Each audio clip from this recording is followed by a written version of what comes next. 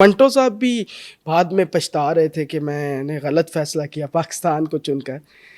بہت چیزیں تلخ حقیقت ہے. فیض فیسٹیول میں نصیر الدین نصیر صاحب بھی آئے تھے. نصیر الدین شاہ بالکل بہت کمال کے ایکٹر بھی ہیں, کمال کی شخصیت کے مالک بھی ہیں. آپ کے ساتھ جو ان کا وقت گزرا, کوئی ایسا واقعہ جو آپ سنانا چاہیں ان کے ساتھ؟ میں آپ کو ایک سنا دیتا ہوں. تو ظاہر ہے وہ تو ایک نہ صرف یہ کہ وہ ایک سٹار ہیں, وہ چونکہ جب کوئی ہندوستان کا سٹار ہوتا ہے تو عام طور سے وہ گلوبل سٹار ہوتا ہے, کیونکہ اس کی ریکگنیشن کینیڈا میں بھی ہے اور امریکہ میں بھی ہے. تو کیونکہ وہ ایسے اپنے سٹارز کو ایسے پروموٹ کرتے ہیں, ہم لوگ اتنا زیادہ نہیں کرتے. تو وہ ان سے بہت ہماری محبت و نیاز مندی, اور پھر وہ فیض صاحب کی بہت مداح اور پھر لاہور کے بہت مداح. تو ہم نے ان سے کہا کہ آپ تھیٹر کریں آ کے.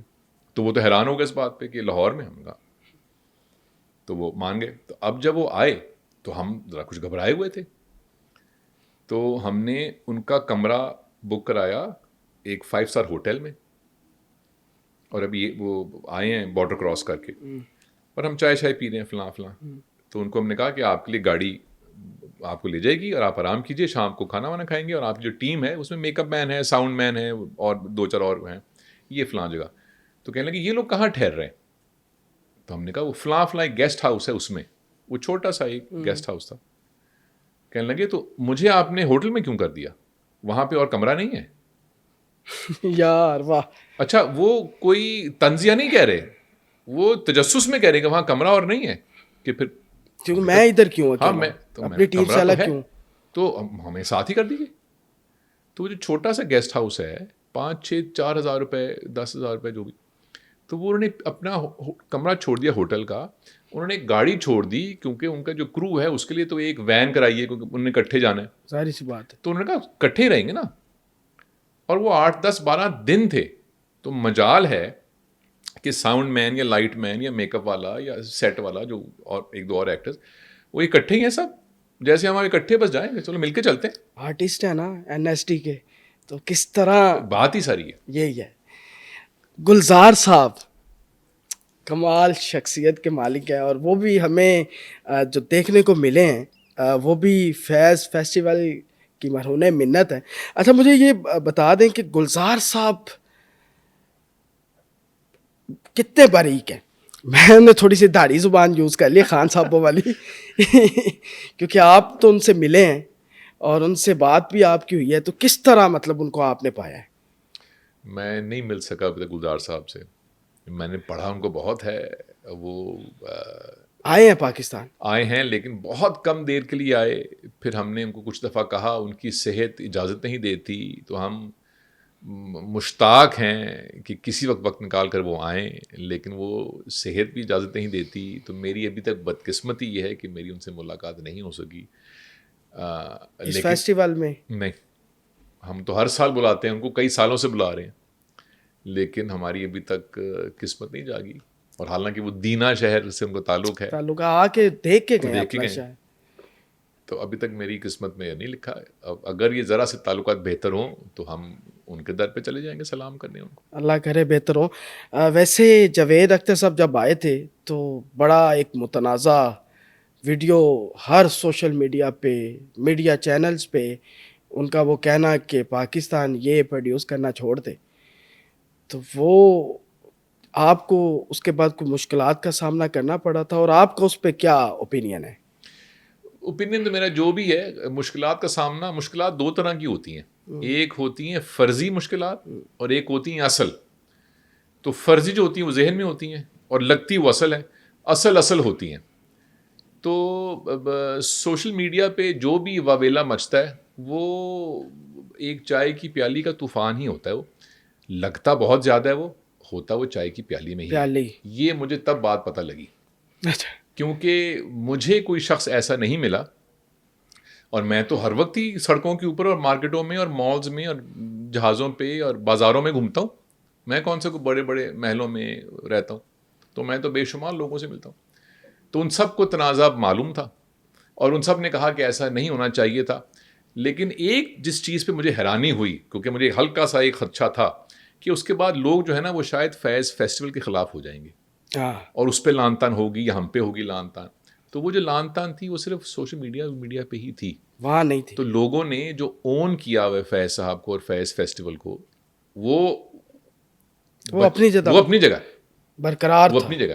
پر یہ افسوس کی بات ہے کہ کوئی تنازع ہو جائے, اور تنازع کا آگے جانا بہت آسان ہے آج کے دور میں, لیکن مثبت بات کا ایسے آگ کی طرح پھیلنا بہت مشکل ہے.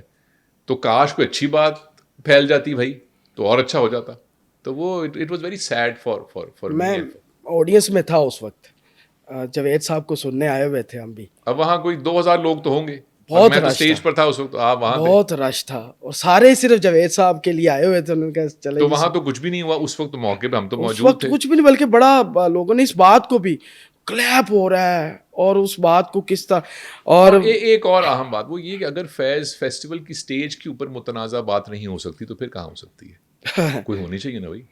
تو ہم نے اب وہ ظاہر ہے, اب کیا میں خواہش ہو جانی ویسے پوری آپ کی جیل والی, ایسے نہیں، سلسلہ نہیں ہوتا. جاری رہا.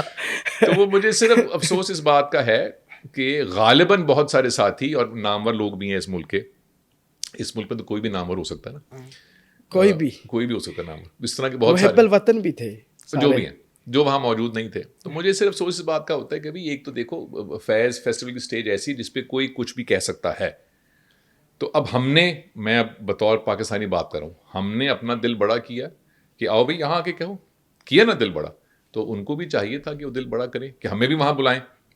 وہ نہیں کر سکے, ہمارے میڈیا کو اس پہ کھیلنا چاہیے تھا. دیکھیں نا, یہ اچھی چیز ہے, اس پہ کھیلتے کہ بھائی ہمارے انٹلیکچوئلز ہیں, اب ان کو وہاں سٹیج دیں, کیونکہ ہم تو کہہ رہے ہیں کہ پاکستان میں آپ بات کر سکتے ہیں کھل کے, وہاں نہیں کر سکتے بات, تو بلائیں ہاں ذرا ہمیں وہاں. تو کیوں نہیں بلاتے وہاں بھی, کیوں نہیں کھیلتے کرکٹ ہمارے ساتھ؟